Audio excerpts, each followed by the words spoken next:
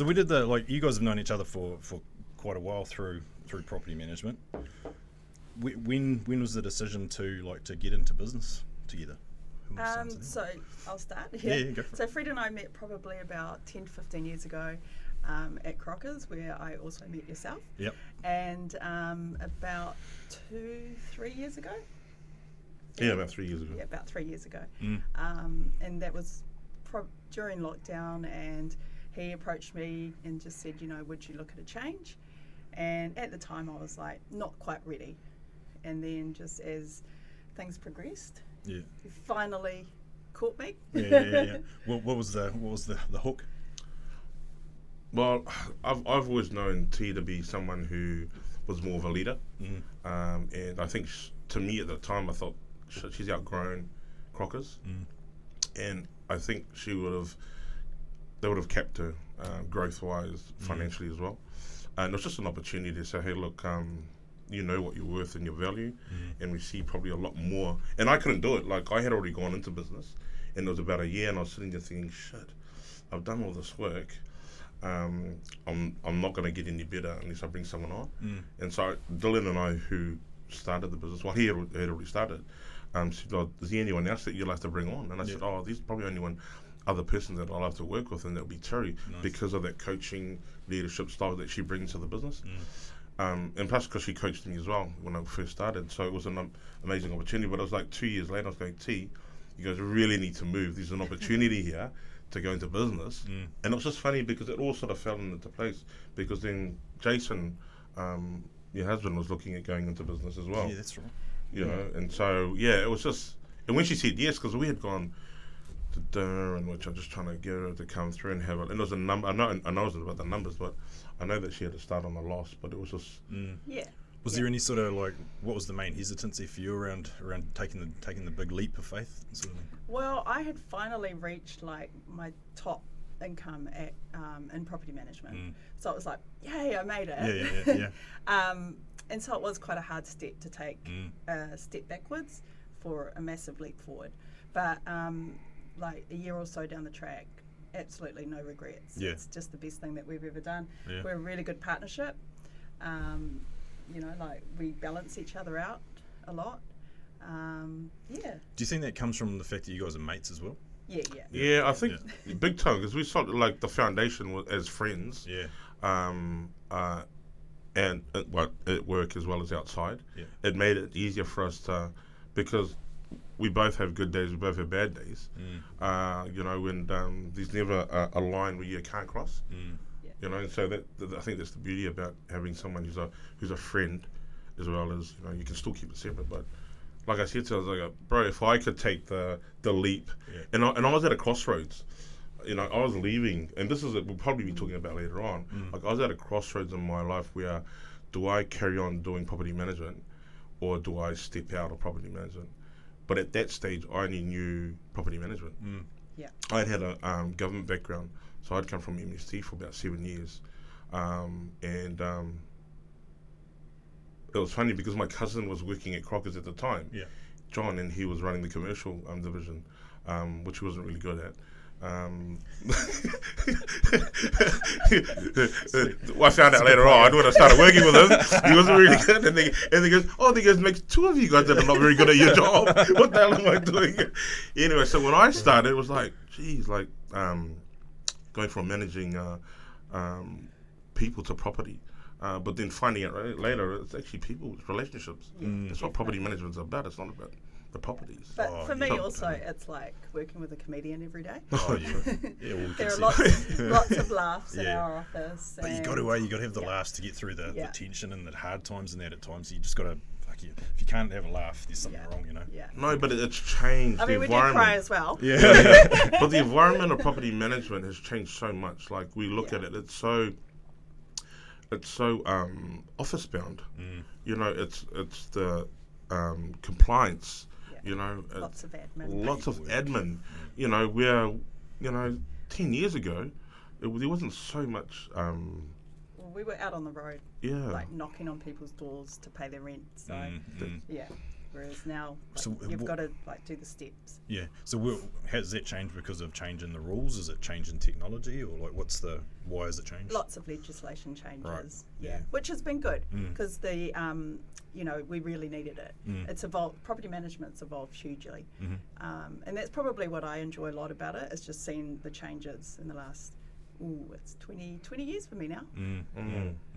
But I also think as well is that because of the internet, everyone knows now, and everyone knows the laws. Absolutely. Where we should go down, cowboy swinging, kicking doors down and they'll go, you can't do that anymore. I said, who said that? It's online, stuff like that. They know the rules now. There was no one with a camera. Oh yeah, no one with the camera anymore. I won't talk about that one. But it's changed so much that everyone knows the rules now. What they're entitled to. What a landlord can't and can do. So that's probably more so. Now It did need to be tightened up. So it's good to see property management just like at the level where it should be. Yeah.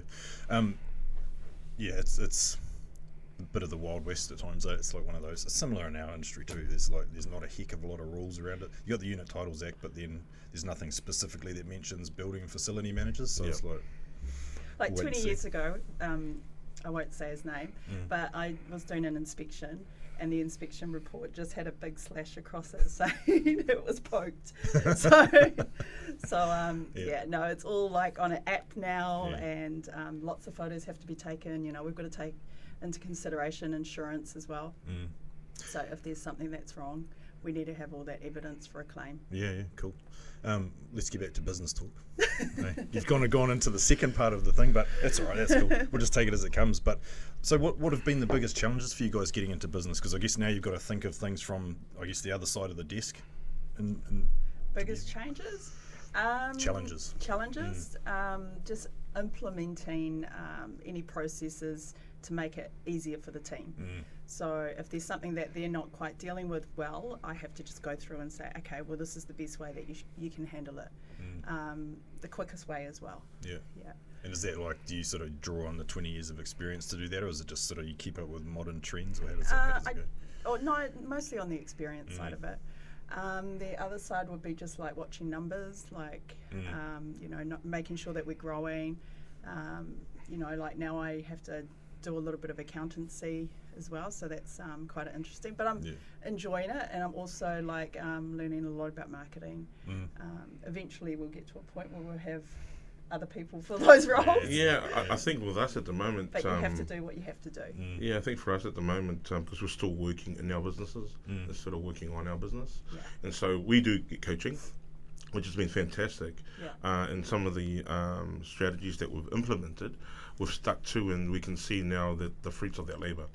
But it's hard to not, go in and go, I'll just start doing things when you should be working on the stuff, moving forward.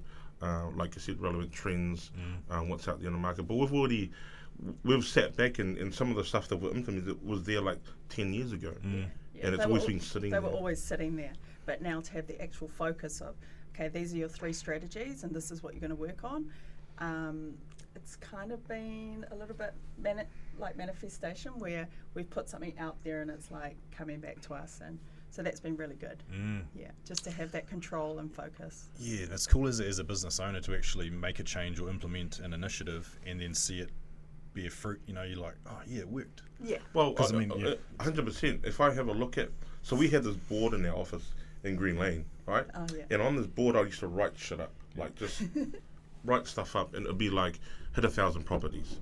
It'll be a new business, within a year. And this is with Tiri coming on, and we managed to secure our first business within 9 months. Yeah. We hit 1,000 properties. Well, close to. Yeah, we're 700. Yeah. But we'll be 1,000 soon. Shit. Within a year of it. So it's all relevant. It is manifestation and. Mate, all about that. I reckon if you write stuff down, or if you have pictures, or those, what do they used to call them back in the old days, the dream boards or whatever. Yeah. It sounds corny, but it bloody works. And especially if you can get the rest of the team on that same, looking at that same board, having input into it as well. If everyone's sort of going for those same goals, then mate, you'll get there so much quicker. And it's great to have people. We're very transparent with the team as well. Yeah, it's great to have people who are visionaries. So we accept that there's changes and people are different in how they approach these things, but we're always happy for them to bring those to the table, because at the end of the day, they're the ones on the ground, the other ones on the floor, and for them to add value and complement the business, they only see the benefits from it as well. Yeah, exactly. There's got to be something in it for them too. Yeah. So from a say a career pathway point of view, how would someone get into property management? Like, how did you guys get into it? Where did it all start? To be honest, I fell into it a little bit, but I started in just like real estate, just as a receptionist in a real estate office, and then I became a PA. I remember actually I used to hear the property manager back then and go, "Oh, I'd never ever do that." Like, she used to yell at tenants, but that's like that was honestly like 20 years ago. It was so different. And when I started doing property management, it was I love to like just meeting new people, going to the properties, learning about the properties. So I think first of all, you just need to work out if you have a passion for property. That's a big one for me. That was the key to me lasting this long, I reckon. And and meeting lots of people and trying to help them. Like but you've also we created homes. We've created homes for these people. But you've also used some of that in your own personal life, growing your portfolio as well, and being a landlord as well. So because like both Fred and I come from state house living, so we didn't really have any money. But I managed to buy my first house when I was like 22. Holy shit. So that's awesome. so it was just like. I don't know, I really loved property, so it just like happened, and I do have a lot of drive, so I suppose when I look at something I go, okay, that's what I want to do. That's a good natural fit for someone to get into business. So if you have to be driven to get into business. I think if you're not driven and you're not motivated to get your ass out of bed every day and motivate other people to to achieve on your team, then it makes it pretty tough. I think it's having the discipline, showing that there is discipline, because just like anything where motivation becomes a feeling of feeling motivated today but not tomorrow. But if you're disciplined to get up and these are the 4 things that I need to do every day, then all of that, it just flies through. But just going back to what you were saying earlier on about the property management side, is like there's some really good days and some really bad days. Days. The hard days. And I think the hardest thing about property management is having to evict people and families, because in some of these families, they're on their last chance, and then for whatever reason they stuff up, and then now we are removing them from a home, and it could have been that might have been their last home, and then the in-state housing after that. So it does get a bit hard in that sense, but I think for me, loving the job is about like Tiri was saying, helping people, but also helping these landlords. I think it's a two-way street as well. You're there to protect your tenants, but also shield your owners as well, because it's an investment, and helping someone grow their portfolio from one property to 3 properties. That itself is why we're in the game. Because that's essentially what part of what a property manager does is it gives the landlord back time, really. Because if they're not if you guys aren't doing that work, then the landlord probably is. And if you can only get to a certain amount of properties before you don't have time, especially if you've got your own job, your own business, and that. So do you think it's about you guys give back time to landlords? Oh, absolutely. They've all got their normal jobs. So they're working 9 to 5. Managing a property, the role is just so much bigger now. Because of all the admin. And just there's just so many more steps now, like healthy homes. That was a lot of work. And just like working out the rental rate. There's lots of steps now within the role. And I mean, I don't know who likes working 2 jobs, because it's a full-time job now. You know what I mean? It's like we do this day in, day out. I don't know how you can go to your 9-to-5 job and then still be able to carry on a portfolio, because if we find it hard in property management, doing property management now, imagine having property management in another job, you know, and so allowing us to alleviate some of these issues. But now it's because tenants are so aware of the rules, they want it instantly. Like, they'll ring up, hey, look, my toilet's blocked. You need someone there within 48 hours, 24 hours. You know, hey, I texted you last night. I've not heard anything. Like, it's that sort of, you know. So we've opened up ourselves as well, you know, to be blasted all over social media. Oh, yeah. Because they do now, you know, like, you look at TikTok, Yeah. you know, people are like, look at this shit property, you know, and I got it from, I'm not going to say any Ray White, like, you know.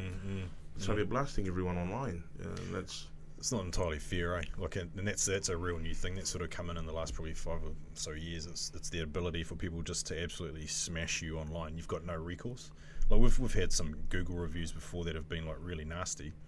Had them taken down because they're so nasty, and a lot of the time they're not even true. Which is, you know, people have that chance just to make shit up. Like, they might go, here's the problem, but I'll make it this big, and it's like, fuck. And that's the difference now, is they can make shit up from across town, but they can't do it to your face. Yeah. Well, before, you know what I mean? Like, that's it, you know, be like, oh, okay, you want to talk like that? I'll see you in 15 minutes. And you say the same thing to my face. No, but then I'll hear from the other pod, Fred!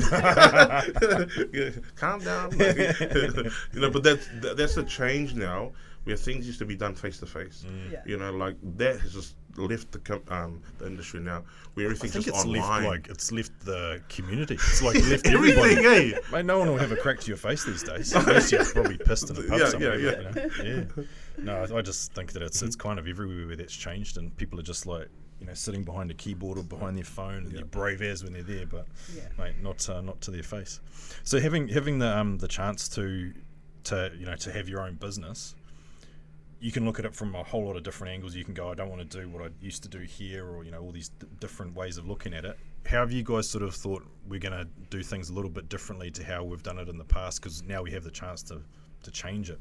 You can actually control what you're doing. How have you guys differentiated? So last year was the acquisition into Charlton was a huge learning curve for me. I learned so much, like purchasing the book, doing the due diligence, and we literally took on Goliath. You know, like most people will just say, hey, we'll buy 50 properties. No, we decided to go and buy 580 all at once. Just a small, like this. So I learnt so many things during that time that we've created a co-owner initiative program where we will do all of that work for a property manager, and we're like asking them just to like come into Charlton, and we will try and take away all of the pain points of being a business owner for them. And then they just have to manage their portfolio exactly as what they've been doing before and grow it, because the change from looking after 50 properties, 150 as an employee, you would only have to look after maybe 30 to 50 as a co-owner with us. Wow. Okay. Yeah, and there's just like, you know, I want to see property managers just like Fred and I, who when you've left a company, you get to take something else with you. It's an asset that they can have with them, or sell it to somebody else and do the same thing. So essentially, you guys creating little franchises. Is that how? Yeah, it would be kind of like a franchise, but with a franchise, normally you are purchasing the brand. We want to make sure that you know, your trust account's taken care of, your marketing's taken care of. Just honestly, anything to do with like payroll, anything to do with the business side of it, we would take care of that for them. Did you guys have that idea prior to getting into business, or was it something that sort of came about partway through the process? Did you go, we could do this? I think it was probably the result of not wanting to go through that again. You know, I put on so much weight, and I drank so much alcohol During that whole that time. You know, I felt like I was the woman that was pregnant. You know, like seriously, it was probably one of the hardest times, and I looked to it, and it was a ballsy move. Yeah. Like, I don't think, and I look back at like where I've come from, and I go, I'm not the same person that I was, like, you know, 10 years ago, even though I thought I was a business person back then. To really sit at a seat and drive it and have, you know, great people alongside of me push and push and push, like, you really don't know what you can do until you're actually sitting on the edge and going, do I jump or do I just sit here and another day, give it another day and see how it goes, and for the betterment of stuff. Yeah, man. Yeah. You But know, I think doing so it true. together was huge as well. Yeah. You know, like we went through 3 months with the acquisition, just like in tears and laughter, and a lot of it was finance. You know, it was really, really hard to get all the money together. We had lots of Well, there was a war. It was in the middle of a war. Yeah, yeah. You know, it was Russia. It was, It was just the wrong time. It was Yeah. the worst time ever. But we had a lot of help. Yeah. Yeah, and it's been really, really good since. And honestly, as I said before, no regrets. I would do it all over again. Yeah. But I would like to do that for someone else. Yeah, right. Yeah, I think for us, we sort of saw ourselves out there and going, how would someone with all this experience, you know, all the skill, sit there and go, after 15, 20 years of being an employee, what do I leave with? Do I step up or step out? And for us, it was like, man, we're going to lose all this experience and knowledge, and, you know, why don't we create something? And it was, I won't say it was over alcohol, but it was Tiri, yeah, it was. But it just came about, and it was such an amazing thing, because I could see myself going, if I was offered something like this 10 years ago, I'd take it. I'd jump at it. And for me to then go through this journey of going, what am I, you know, I'll go to another company, how do I feel like they don't value me? And then you become like a property manager slut, you know, you're just jumping about. Jumping companies, yeah. That's it. Because there's also like one-man bands out there that are doing it on their own. Yep. So, you know, this is kind of like, you know, having those partnerships with those people too. Yeah, I mean that's such a cool initiative. That's a real legacy thing.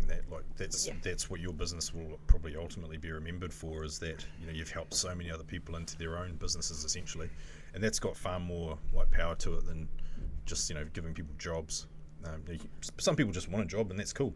But man, to give someone an opportunity and a step up like that is huge. Well, I think one of the questions that we ask always is that if you were to leave your employer today, what would you leave with? And the majority of the times, it's a handshake and memories, or a watch. Yep. You know, with this opportunity, you know, like Tiri was saying, it's an asset that you either pass on to your children, you know, or you sell it. But it's an amazing opportunity, and it's just got to jump on board and don't leave the industry. Yeah, because there is a lot of burnout at the moment. Yeah. So, you know, if we can help people take the next step to the next level, and, you know, just extend their time in property management with all that experience that they've got to share. Yeah, that's cool, man. I like that. And do you know of anyone else that's doing a similar thing, or is that pretty much come from you guys? So we approached Hamish Turner, and he did the same thing. Was there some of the other companies as well that are doing it? But I don't think to kind of the extent to what we're doing it. Yeah, well, like Or that we would like to do it too. Yeah, like I think because for us it was not only going locally but also a national brand, and so at the moment we've got Christchurch, which we've got about 4 NDAs have gone out, and then we're talking to at the moment. So for us it wasn't just about growing it locally. It was about taking this brand, because it's not just in Auckland anymore. You know, like Dunedin, Christchurch, Wellington. You know, and we can see it because every time we go to a conference, you know, there's so many more older people that are still there, you know, and then you're going, shivers, they're still sitting in there. Yeah. You know, but Still in the game. still in the game. So what is it that you can offer them, help them move on to the next part, and again, you know, working for themselves and being a co-owner rather than them trying to buy up and go, well, the goal's too far. Well, really, you can do it. You just probably need someone like us to help. Yeah. It's funny you say that about the older players, because when we first started managing buildings, because now we're becoming older players. When we first started managing buildings, we were literally like half the age of all the other building managers, because it was like an old woman's profession back then. It was like they just do nothing, and wouldn't answer their phone, they just weren't as helpful as I guess we've kind of had to be these days. But yeah, to go from being like these 20-somethings into back in those days to being like where we are now, it's like, oh, now we're becoming the old ones. Yeah. Yes. But there's a whole sort of group that have come through into, well, in our side of the industry anyway, that are it's like a bubble again. I guess we'll become the old farts in a few years' time. That's it. I think one of the things that you touched on was what would we do different as owners, and I think a lot of it, like I've experienced some really, really great owners and managers, and some really, really bad ones. And it's just taking the good and the bad out of that and molding it into something that we feel. And for us, our business is more along the family line. We are family with comes first. So I used to see property management as the ideal. Family and food. I used to find that it's ideal for parents, because you can pick up your kids, drop them off within that time, and you get so much work done within 9-3. And then you've got your weekends where you're doing viewings, but it's an ideal position where you're not stuck in your desk anymore. You're out and about, you're doing inspections, you're doing your viewings, you're meeting landlords. And so for me, it was like good having the flexible hours. It's kind of interesting that's usually been the way of the property management industry, but it became really popular during COVID, when everyone was sort of working remotely a bit more or having that flexibility. So that's a definite bonus to it for people looking to get into it. Well, the work from home change has been quite good, because I think the only hard part is that they start working, after 5 as well, to catch up time. But if it means that they get a few more hours with their family earlier to that, then that's great. And that's the beauty of it. And I think because you're at home, there is no home time. Like you're going to sleep with the same thoughts of work. You're finishing work at 5, but then you're going and then you got a phone call, you're still working. Then you're still at home, so you're still working, and then you're going to sleep. And so tomorrow you're still working. Because you've not had that break. Where we used to tell the guys in the office, like, when you leave the office, leave loud so that you're going home. Otherwise, you're just you're carrying on working.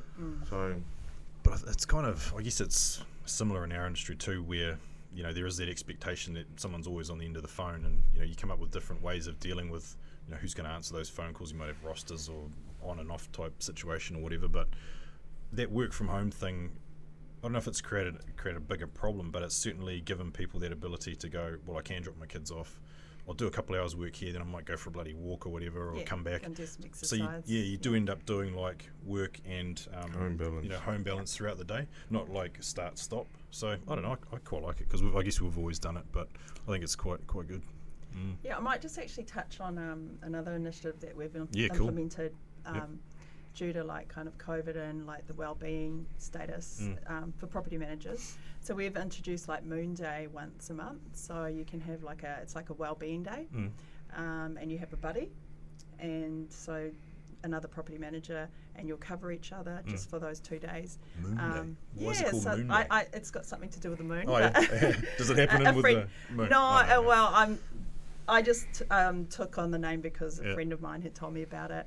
That's and cool. the feedback from the team has just been they love it. They love it, because one of our property managers, like, she just went to the beach for the day, hadn't read a book for a long time, and just reset herself. Wow. And how often does each person get to do that? So you get it once a month. Oh, that's awesome. But it expires. So. So if you don't use it, you just get your Moon Day the next month. See, my moon, Tiri's my buddy, and my Moon Day is Mondays and Fridays. Sometimes Tuesdays. Sometimes a midweek break. Stress is real. Stress is real. Mate, it's so interesting that you said that, because Kylie and I were talking about that exact same thing last night, but now I'm going to call it Moon Day and say I've come up with this great idea. That's great idea. We love you, boss. It's so cool. It's so cool. And then she'll see this and she'll be like, you did not come up with that. It just might not have the same effect for like wellbeing day. I don't know. I don't know. Right. It doesn't make me go around mooning people. Well-being at the pub. But that's the thing, it's given people that little bit of a chance to go, hey, just have the day off and do what you want to do, knowing that you're like your mate's got your back, sort of thing. Eh? And exactly. that builds that teamwork, I guess, too. No, they love it. No, they do. They're really enjoying it, so I'm glad it's working. Cool. How do you grow you could always like go out and buy rent rolls or whatever, but how do you actually grow a property management business? Because you mentioned before that you're looking to go into Christchurch and stuff. That's a huge move, which is awesome. But how do you grow a property management business? Well, I'll pop that over to the new Yep. business person. Yeah. A lot of moon days. No, I think a lot of the organic growth, I think it's organically. Yeah. You can go out and, like you said, buy portfolios. But it just comes on the back of the great work that the property manager is Yeah. doing. Like if you have a look at property management from, say, 20 years ago to now, it's shifted because you weren't just picking up the phone and fixing toilets. It was about growth management, Yeah. and it was growing the wealth of your clients through property. And so what you were doing was like, now you're going, hey, if you were to talk to your accountant, if you were to talk to your mortgage brokers, get information on what's the value of your property, how much equity do you have, for your next purchase. So it wasn't just managing, the maintenance. It was looking at the value of your property, from day dot to 3 years. Like, what are we doing? What have we done in 3 years? Where's the value of that property? Can we add another property to it? It's quite a few of our property managers get referrals from their own portfolio. Existing, yeah. Just due to the great job that they're doing. Yeah. Fred has a lot of networks with sales agents as well. These the sales agents, these the BNI groups, these are networking groups. But it's just being out there, like you're like I said, talking to your accountants, your property lawyers, your sales agents, and a lot of the agents, they refer to anyone that's not previously. You probably know that to have a great property management company, you needed to have a great sales company. And we've changed it. We've changed slightly. it. Yeah, we've changed it slightly. So Yeah, because we've we got don't have that sales side of it anymore, and we've still managed to grow, the company. Yeah, we've got without like a it. mortgage broker and financial planning arm as well. So that's with our business partner Dylan, and that works really well. Like, there's a good referral system there too. It's interesting you say that you brought up that whole wealth thing, because I don't know if I'd forgotten that, but has it taken a bit of a back seat recently, or has it always been there? Because you normally just think of a property manager as like the liaison between the tenant and the owner, and collecting the rent and doing all that other stuff. But the wealth side of it, I don't know if it's just me, but it didn't appear to be that sort of to the forefront. Is it changed? It is a tricky conversation to have, because you don't really want to dive into money. But I suppose just with a property manager being proactive about, not saying to go forward, but like to say, like, we've got a financial planner or a property mortgage broker that you could talk to.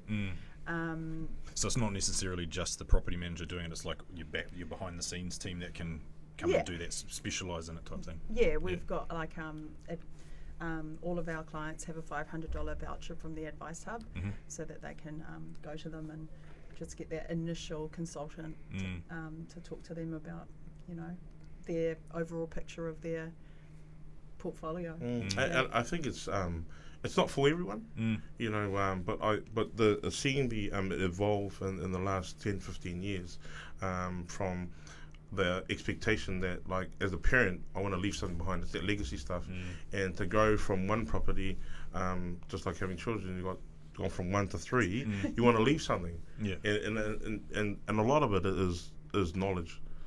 Some of them only know what they know because they've only been shown this.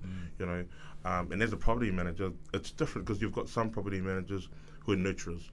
All they do is just nurture the property, the tenants and the owners, and that's it. And then you've got those who are hunter-gatherers who would go out there and go, hey, look, I've just seen on the market a property 2 doors down from yours. Would you be happy for us to, make some inquiries on it, or would you like to go see our mortgage broker about that? And so, it's a hard one, because not everyone is great like this guy. No. But seeing that change now, and people can see it. They're in it for the long. For the long game. They're in it to buy one property, and then the next 5 years get their second one or their third one. But the bright line test sort of, that sort of stuff, sort of things up for us, because then you've got to wait 10 years now to sell your investment, and Do you think you guys are happy to stay in the property management space, or do you think you will get into real estate at some stage, or are you happy with the property management? I think for me, I just thoroughly enjoy property management, and I will just always stick to what I know. and especially if I can grow by training other property managers, that is where I see my future. But our business partner, he does, he's got his license, so he is probably going to look, or Dylan's going to look at doing sales again at some point soon. Yeah, no, I think for me, I want it all. You know, I want to own the whole thing. Build, buy, That's sell. it. Yeah, that's it. You know, like we're growing an empire here. You know, if it means us having to shut up shop everyone else around us, then we will. You know, because no one's doing it. You know, and so for us to grow from 0 to where we are now, that's amazing. You know, like sometimes you got to sit back and just say, no, you've actually done a really good job, which we forget, you know, because it was so like, what's the next? What's the next? Where do we go next? What are we doing next, you know? It's funny that about being in business, you do, because you are sort of always looking that bit further ahead. You're not always celebrating the wins That's that you it. get at the time, and you're like, hey, just chill out. And I don't know what you can do to celebrate. You might just go for dinner or bloody go on a holiday or something, but you've got to take that bit of time to acknowledge what you've done, and then you know, and then keep on going. But we always forget. Yeah, and I think the personal drive, like for us, again, it's like some people, you can be a beast in the gym, but then you can't be a beast in your family or in your jobs. You know, if you're gonna be a beast in the gym, come out and be a beast in your business and within your family. You know, and so again, that's probably the drive for us, is that we want to smash it and then just take it to the next level. If it means us going into real estate again and it's going to grow us again, then we're going to go for it. Yeah, awesome. That's good to hear. What do you think makes a good property manager? Like, what are the sort of the skills and attributes that you guys look for when you're hiring someone? I think you do need to have a little bit of thick skin.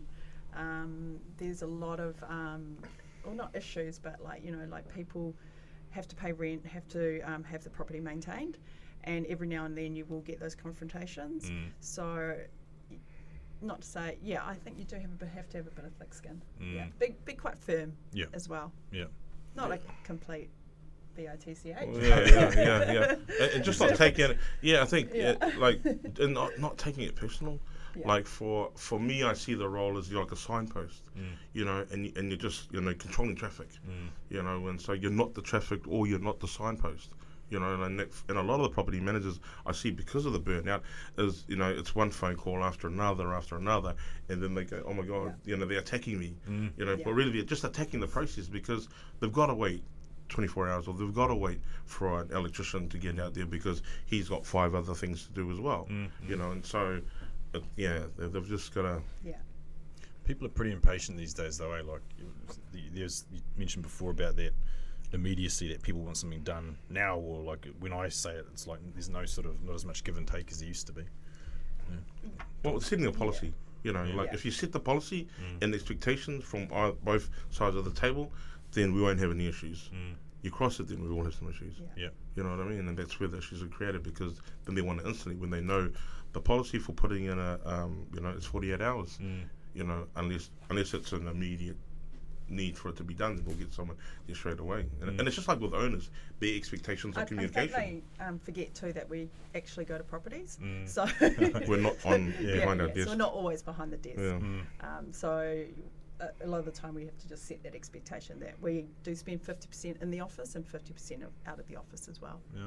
That's good, because there is that misconception out there that inspections don't get done. I hear it from so many people in the industry. It's like, let's go and talk to them about it, and, you know, make them prove that they've been there with the photos or the inspection report or whatever. And, you know, there is that side of it where people always keen to have a whinge, you know. Yeah, I actually enjoy doing inspections, because you get to have a chat to some of the tenants and, you know, just going out, being on the road. I quite like just going for a drive and not thinking about things on the way there. Well, that must be one of the good things, like similar to building management, is that you're not always behind a desk. You do have that ability to get out and about and just, you know, be with your clients or be with the asset. That's always a bit of a bonus, I reckon. It is good having that, you know, balance of in and out of the office. Have you seen people come into the industry that have underestimated it, and they're like, this is going to be easy, and then they just crash and burn? Oh man, I'll tell you what, when I got employed at Crockers, we had this, there was about 6 of us, and we were known to everyone as the nursery, because we were the young ones in the industry, and within, I think, 6 months, it had dwindled down to 3, and then within the year there was only one left. And I was the only one that was left after that. Yeah.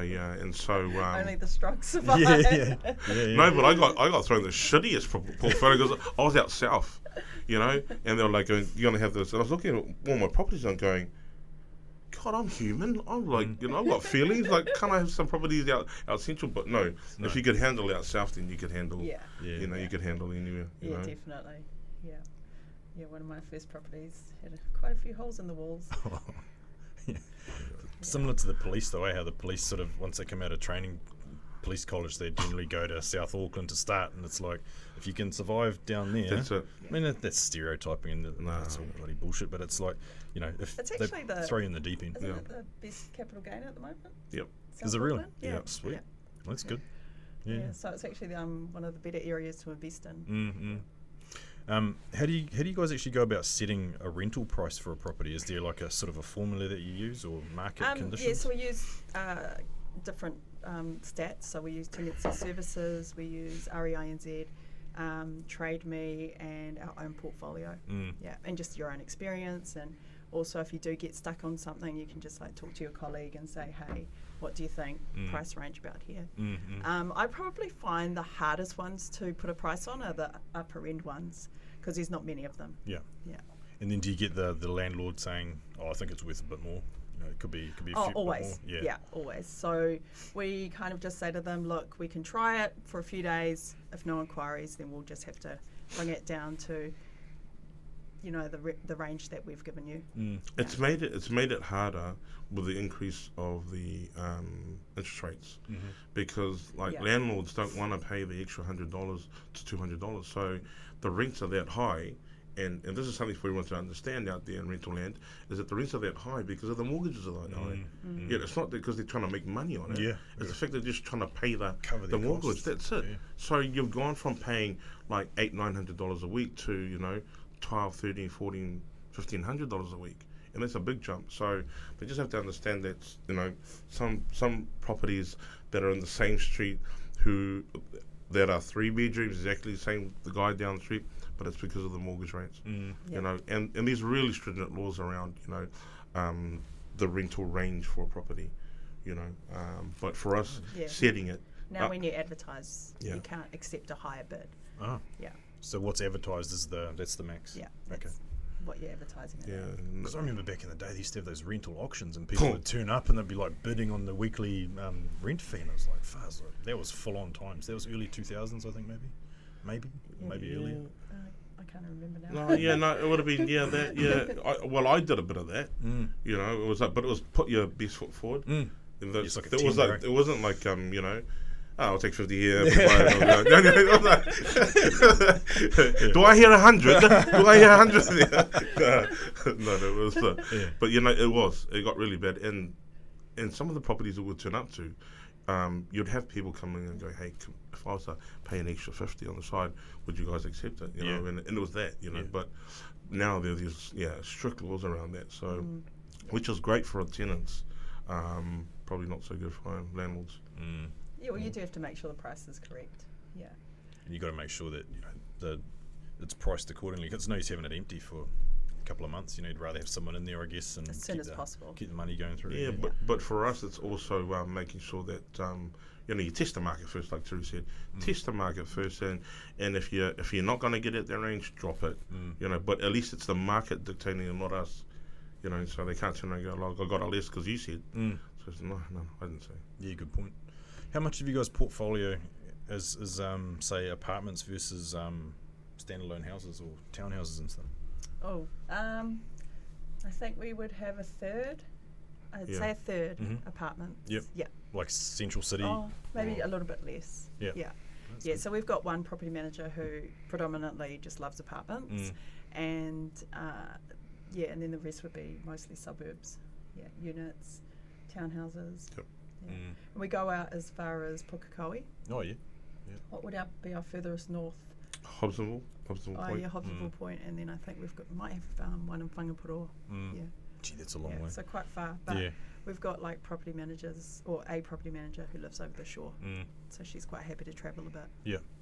And so what do you see the differences between people wanting apartments as opposed to houses? Is it like family, or is it you're dealing with different demographics? Yeah, like obviously in apartments you can't have pets really. Yeah. Well, it's pretty silly. Although you probably see that every now and again. Seeing more buildings that are allowing pets, which is quite cool. It is, and some buildings are If they have built better for courtyards. pets. Yeah. That's they don't shit in the hallway and all that sort of thing. But Yeah. I found that people who wanted to live in apartments were groups of people or people who just wanted somewhere to lay their head. They're either working 5-10 minutes from the apartment or they're studying. So, different to someone's residential, you're actually living, bring your family over, barbecuing, all that sort of stuff. Yeah, It was a you're lifestyle. entertaining. Where the others, it was just like, hey, look, I just work, eat, yeah, sleep. that's it, and that was it for them, and so I don't really see, like, looking at the new business and what's coming through, I'm not seeing a lot of apartments. Like, there was one point there was just nothing selling, and it was after just lockdown, the apartment average went down quite a lot. Yeah. Yeah, so I don't know if it's really come up. there's just huge. no I don't think it's investment. come back up to that level yet. Yeah. Yeah, I guess the apartment market got a hammering over COVID because there was lack Big of time. international students and Big stuff. time. And yeah. Plus, also being in lockdown in an apartment would get a bit crazy. Yeah. Like, you Yeah. know, at least when you're in a house, you've got your backyard. Yeah. No, I felt sorry for a lot of those people during lockdown who were just, basically stuck inside their apartment. Yeah. Balcony, and that's about it. But Well, now we know what retirement villages people will feel like. You know what I mean? Like, Prison cell. prison cell. Yeah. Yeah, 100%. Yeah. Legal issues. Had like tenancy tribunal and all that sort of thing. So we can't be- mostly deal with rent arrears. Yeah. Have we had any other ones lately? No, No, not it's really. a standard, like, Just the standard rent arrears. They're the ones that we mostly have to go to court about. yeah, it's changed again. Like, they're wanting so much more information. Like, you're almost preparing yourself for a murder trial at times. Yeah. Yeah, So do. you either overdo it, and then the person looks at it and goes, I only just wanted one photo, not 15 of the same thing. Well, and then you've got others who want one photo of 15 angles, and so you're going to get a different adjudicator all the time, depending on what they want to see and what they want to hear, and the evidence collected against the person, But we've seen it's changed so much that, again, like, you have to over prepare, because you don't know what they're going to ask. Before, Always best. before it was pretty standard, like, a few photos here, and done. You've got a what is it called? The invoices here, but now they just they wanting them to comment on on how it was done, previous photos, how to get to that, inspections throughout, the routine inspections throughout. So yeah, it can get a bit difficult with court now. Yeah, you do have to be really prepared. Yeah. Do you guys have much say in the presentation of the property? So when you're in between tenants and stuff, do you say to the landlord, we could probably renovate the bathroom or give it a coat of paint, or do you sort of go down that track, or you leave it up to the landlord to you decide? build it up from your inspection reports that you've been doing before as well, and then you give them a rental appraisal for, hey, look, if we did just do a little bit more, a little bit of touch-up work here and there, then this might just get us, it could be more presentable for the tenant. Or we might get slightly more rent. So definitely worth it. I find it's better just to do a little bit in between each tenancy. And if you say if an owner did want to upgrade their kitchen or bathroom, would they sort of lean on you guys to manage that, or would you say no, there's companies that can do that? Or I always enjoy it. Yep. Like, I quite like going, this tile will look good. But interior design work. Yeah. So for me, I do it myself, and then we just agree on the maintenance fee prior to all the work being done. Yeah, good. Yeah, a lot of it, it's comparing their property to what's on the market. So if you've got a property that's had no renovations or anything done to it in the last 5 to 10 years, then you're always going to get this kind of rent in this area here. But if you add a bit of paint, get some new carpets, maybe look at the kitchen, maybe look at the bathroom, then you're in line comparing it to that type of rent. And the top half. You have to contend with all the new builds that are out there now. With the unitary plan changes, there's just so many more, new developments. And So that- you do need to refresh your property to keep up with that. Yeah, that's right. It's about being competitive, because properties are competing with each other, whether it be on the same street or in the same building or whatever. You've got to have, a point of difference, or because we see in so many apartments that a lot of apartments are identical, very very similar. Yeah. But if you've got like a nicer kitchen or a flash bathroom or something's included with the rent or whatever, then it's a point of difference. Well, it's been a good chat, man. I've enjoyed chatting with you guys. It's, Oh, no, thanks, thanks, man. yeah, and it's cool to see that, like, the way you guys have come together for your business, and exciting times ahead with the initiatives that you've got. And yeah, man, I wish you all the best. No, I we're think looking forward to it. You'll smash it. You guys will smash it. Yeah, so thanks for the time today. It's been No, great. no, look Thank you forward, so man. much for inviting us. Sweet.